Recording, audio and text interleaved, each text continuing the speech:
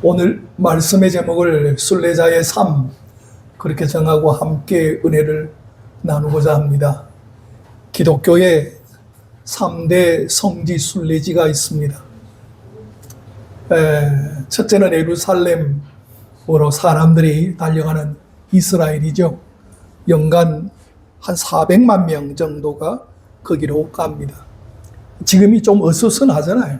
전쟁도 있고 그러니까 아무래도 작년 기준으로 볼 때.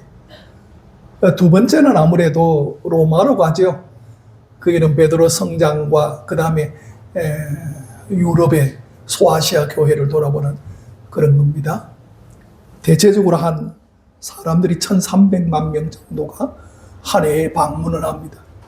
그 옆에 있는 소아시아의 대표적인 지금 티르기예죠. 거기는 한 5천만 명 정도 갑니다. 세 번째가 스페인으로 사람들이 기독교 3대 성지 순례지를 꼽습니다. 저기는 가는 이유가 산티아고라고 하는 저곳을 향하여 사람들이 성지 순례를 갑니다. 왜 스페인의 산티아고가 기독교의 3대 성지 순례지가 되었는가? 여러분, 저 산티아고라고 하는 곳으로 마지막 종착지가 모여지는 곳이 하나 있죠. 빨간 점으로 되어 있는 산티아고 대 콤포스텔라라고 하는 저기로 사람들이 갑니다. 첫 번째 코스는 프랑스에서 이렇게 들어와서 하는 생장 피드포르라고 하는 곳에서 출발을 해서 한 800km 길로 성지 순례를 갑니다. 대부분 도보죠. 도보 개념으로. 두 번째는 세비야에서 출발하는 스페인에서 있는 저기에서 출발해서 한 1000km 됩니다. 하루에 한 25km 정도로 내달리면 걸어서 가면 한 40일 정도 그렇게 간답니다. 세 번째는 포르투갈의 리스본이라고 하는 곳에서 출발하는데 저기는 한 600km 정도 됩니다. 저렇게 해서 다 모이는 곳이 산티아고 대 콤포스텔라라고 하는 곳으로 모이게 됩니다. 여러분, 산티아고 대 콤포스텔라는 왜 갈까요, 사람들이? 이유가 있습니다.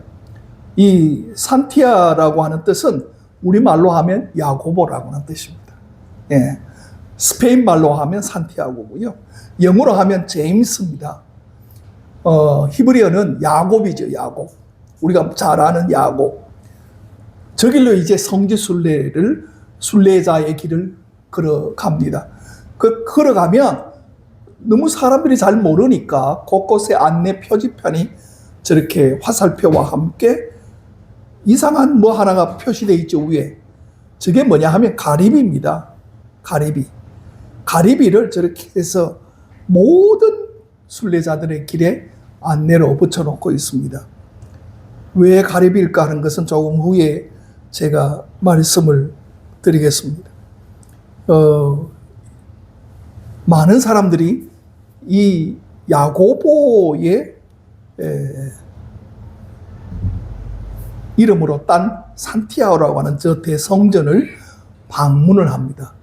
왜 그러냐면 저 대성전 지하에는 야고보의 무덤이 있습니다. 그래서 전 세계 사람들이 가는데 제일 많이 가는 사람은 스페인 사람들이죠, 아무래도. 그 다음에 이제 영국이라든가 미국이라든가 아시아권에서는요, 한국 사람이 제일 많이 간답니다. 한 해 한 50만 명 정도가 저 산티아고로 방문을 하는데 아무래도 주로 가톨릭 교인들이 많이 가기도 합니다. 이 콤포스텔라로 가는데 야고보가 저 멀고 먼 스페인의 아주 땅끝 대서양 쪽인데 저 끝에 어떻게 가느냐 하는 거죠. 이 전성으로 남아있는 겁니다. 이게 아닐 수도 있고 맞을 수도 있는 건데 예수님 부활 성천 후에 야고보가 저 먼 곳에 유대인들의 사람들이 상인들이 거기 가서 신앙생활 한다는 소리를 듣고 야고보가 거기로 갔다는 거죠. 거기 가서 신앙도 권면하고 거기에서 복음을 증거하고 난 다음에 다시 예루살렘으로 돌아왔는데 AD 44년경에 헤롯 1대 왕이 야고보를 죽이잖아요. 성경에 보면 사도행전 12장에 야고보를 첫 번째 순교자로 쳐서 죽이는 장면이 나옵니다. 여러분, 이 야고보가 나중에 그 후에 제자들이 배에다가 실어서 그 시신을 바다에 띄웠는데, 저것이 야고보의 시신이 저 콤포스텔라 성당 쪽으로, 저 대서양 쪽으로 가서 도착을 했는데 시신이 부패가 안 됐어요. 부패가 안 된 이유가 뭐냐? 온 배와 온 야고보의 시신에 가리비가 붙어서 그 시신이 부패되지 않고 있었다. 그래서 이거를 야고보의 시선을 지금 콤포스텔라 저 대성당 지하에 저렇게 모셔놓고 있는 겁니다. 이게 정말인지 아닌지는 중요하지 않아요. 그런데 중요한 건 1200년 동안에 많은 사람들이 저 야고보 시신이 누워있는 저곳에 사람들이, 순례객들이 방문을 하고, 요한 바오로 2세께서 거기에 방문하고 나서는 전 세계적으로 급정해서 사람들이 저기로 달려가고 있습니다. 성경에 보면 대체적으로 야고보라는 이름이 한 5명 정도 나옵니다만, 우리가 알고 있는 야고보, 뭐 가룟 유다의 아버지 야고보 이런 거 모르잖아요. 우리가 한 3명 정도를 꼽습니다. 첫 번째는 여러분 우리가 아는 알페의 아들 야고보 있죠. 예수님의 제자 중에 그 소 야고보라 그럽니다. 그렇게 큰 야고보, 알페와의 야고보는 기록이 많지 않아요. 두 번째는 예수님의 친동생이죠. 예수님의 친동생 야고보는 중요한 것이, 이 예수님이 부활승천하고 난 다음에 그 동생이라는 프리미엄이 갖고 있는 그것이 있어요. 왜냐하면 예수님의 얼굴을 보려면 아무래도 동생이 많이 닮았죠. 그러니까 사도행전 15장을 보면 예수님의 친동생 야고보가 예루살렘 대회의를 주재하는데 거기 의장이 되어 있어요. 그러니까 이 동생의 프리미엄이 강했어요. 세 번째는 오늘 우리가 읽어준 이 야고보에 대한 겁니다. 이걸 대야고보라는데, 이 세베대의 아들 야고보입니다. 세베대의 아버지의 두 아들이 있는데 야고보와 요한이 있습니다. 여러분, 먼저 우리가 지금 이 보는 것은 마가복음 1장 19절에서 20절을 가만히 보시면, 우리 다율이가 읽어주었는데 여기에 이 가정의 환경을 볼 수 있어요. 자, 예수님이 이 가정에 방문해서 두 사람이 제자 삼아요. 요한과 야고보죠. 그런데 여러분 보십시오. 그물을 깃고 있는데 그 아버지 세베대를 품꾼들과 함께 배를 버려두고 예수를 따라가니라 그랬어요. 그 집에 선주다 이거죠. 아버지는 선주 정도 되면요, 요트 하나만 요즘 살려 그래도 3억에서 5억 들어가요. 조그마한 거. 그런데 배를 갖고 있다? 고기를 잡는 배를 갖고 있다 그러면 적어도요 20억에서 30억 합니다. 배 그거 비쌉니다. 그런데 집에 누가 있다고요? 품꾼들이 있다. 일꾼들이 그 집에 많았다 그 말입니다. 그러니까 상당한 부요를 누리고 있는 가정인데, 이 두 아들은 그것을 버려두고 물려받을 재산을 포기하고 예수님을 따라서 나섰다 하는 것을 오늘 본문 말씀 속에서 볼 수 있습니다. 그 다음에 이들의 성격을 볼 수 있습니다. 여러분 마가복음 3장 17절 우리 다 함께 노란색으로 되어 있죠. 다 함께 읽어보십시다. 시작. 또 세베대의 아들 야고보와 야고보의 형제 요한이니 이 둘에게는 보아너게 곧 우레의 아들이란 이름을 더하셨어요. 이 둘이가 성질이 좋지 못했어요. 예, 부잣집 대리님 아닙니까? 부잣집 대리님이니까 자기들 마음대로 모든 것을 하고 살던 사람인데, 여러분 사마리아로 들어갔는데 예수님과 그 일행들이 사마리아 사람들이 들어오는 것을 막았다. 그러니까 화가 난 거예요. 이 우레의 아들이란 이 보아너게라는 뜻은요, 성질이 아주 높았다 이거죠. 큰 소리를 지르고 화가 그냥 뭐같이 나서 분노가 충천했다 이거죠. 그러니까 이 두 아들의 성품을 볼 수 있어요. 조금만 뭐 하면 화를 내요. 분노가 치밀어요.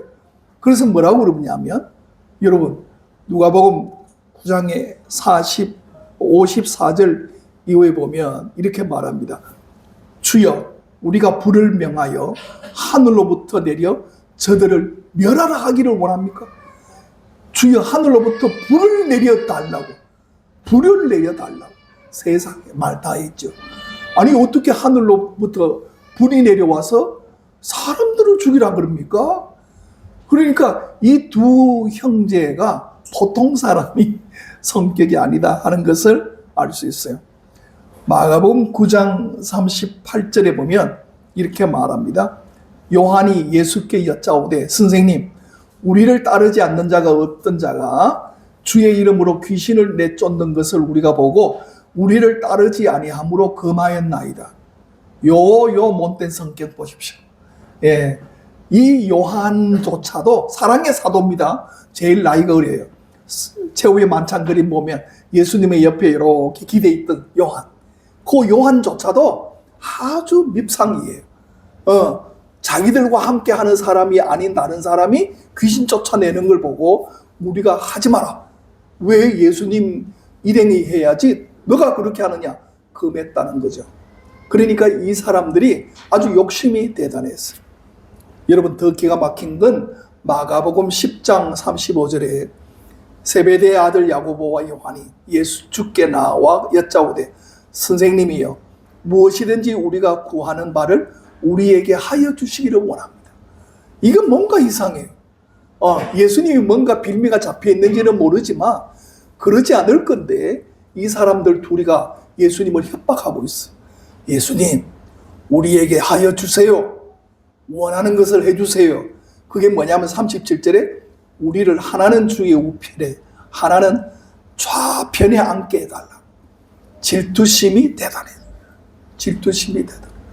그래서 좌의정 우의정 예수님이 이스라엘 왕의 나라를 회복하고 왕이 되시면 우리 두 사람을 제일 좌의정 우의정으로 앉게 해 주시옵소서. 지금 그렇게 이야기하고 있습니다.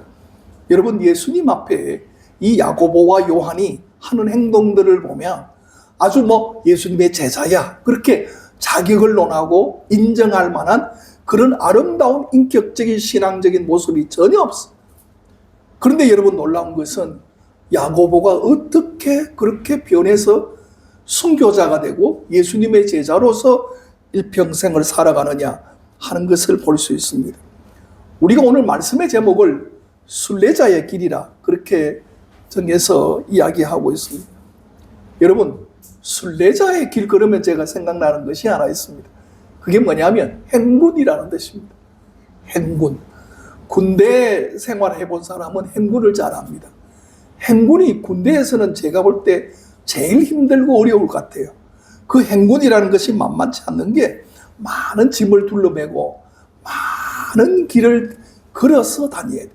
비가 오든 땅이 질든 어떤 상황 속에서도 행군은 따라가는 겁니다. 밤낮 없이 가는 겁니다. 그 길이 만만치 않죠.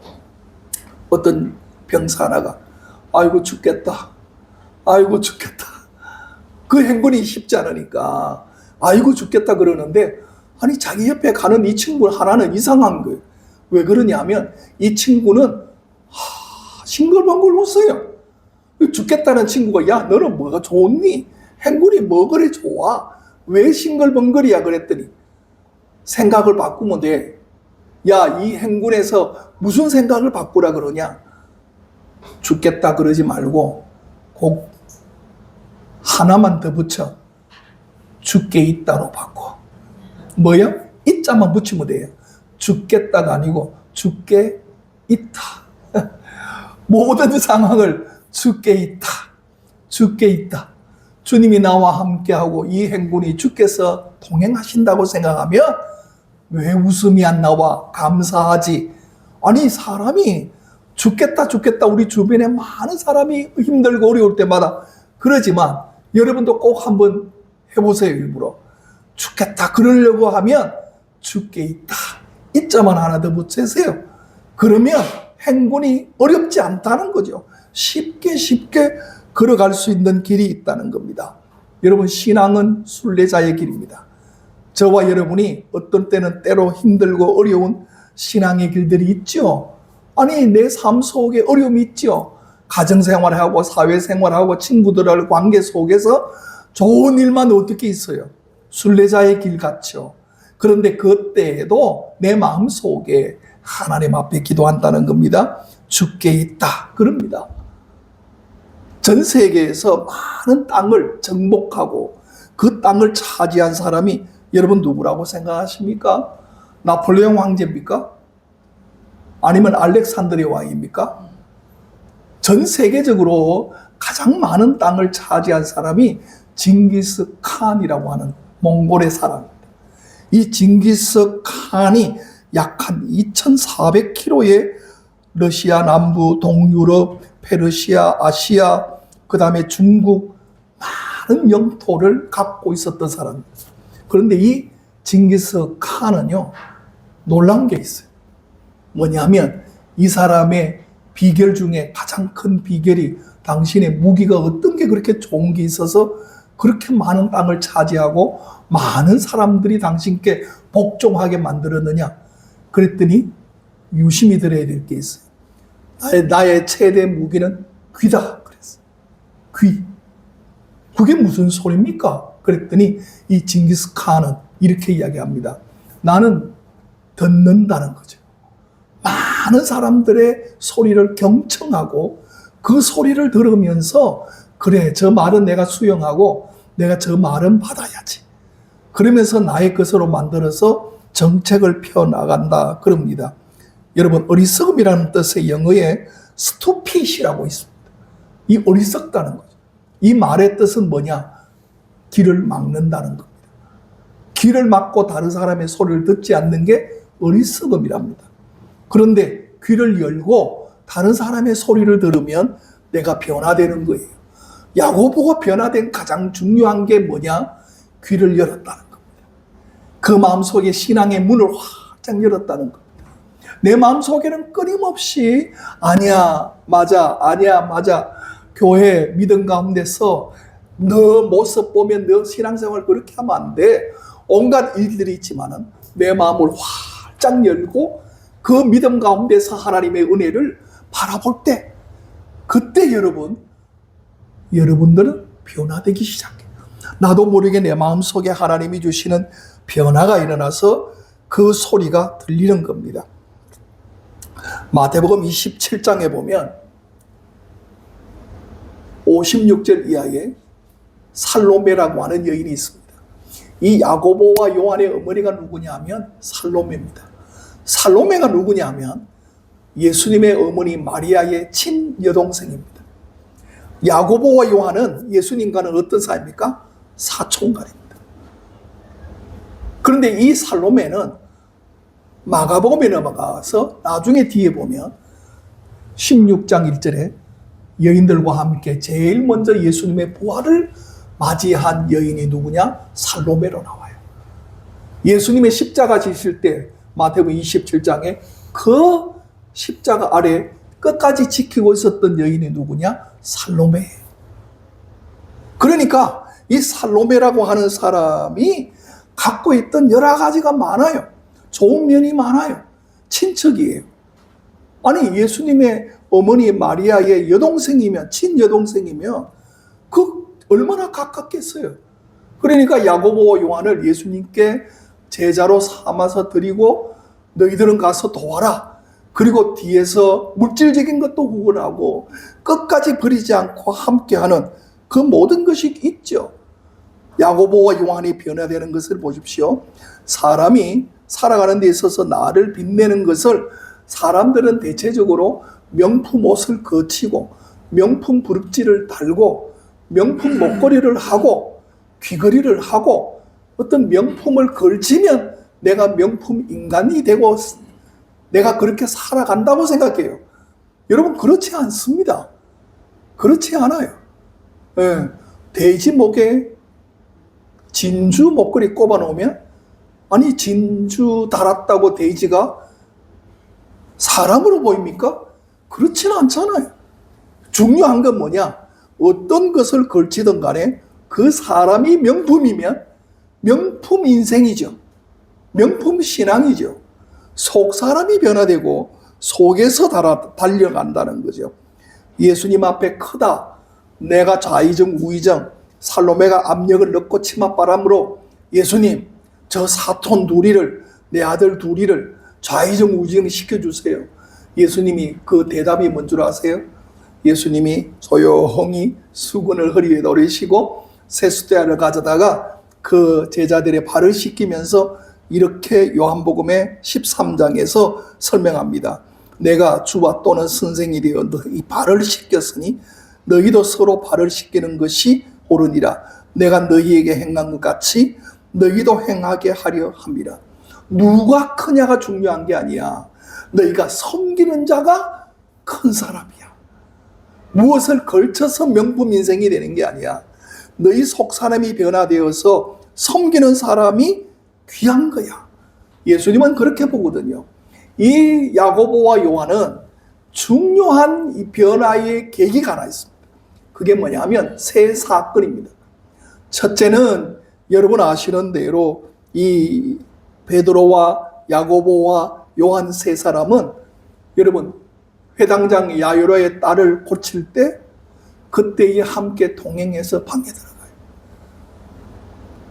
예수님께서 겟세마네 동산에서 기도하실 때에 그때 가장 9명의 다른 사람들은 뭐 이렇게 8명이 기도하고 있을 때 이 세 사람은 예수님이 더 데리고 깊이 들어가셔요. 거기에 베드로와 야고보와 요한이 거기 앉혀놓고 예수님은 조금 더 떨어져서 기도해요. 그 기도의 모습을 보아요. 이 베드로와 야고보와 요한은 하나님 앞에 그 인생을 바꾸는 데 있어서 귀한 은혜를 이들이 받습니다.